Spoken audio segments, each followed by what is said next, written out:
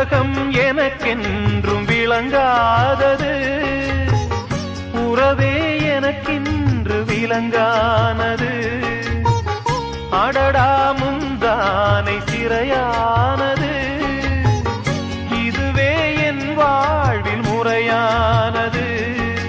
பாறை ஒன்றின் மேலே ஒரு பூவாய் முளைத்தாயே, உறவுக்கு உயிர் தந்தாயே.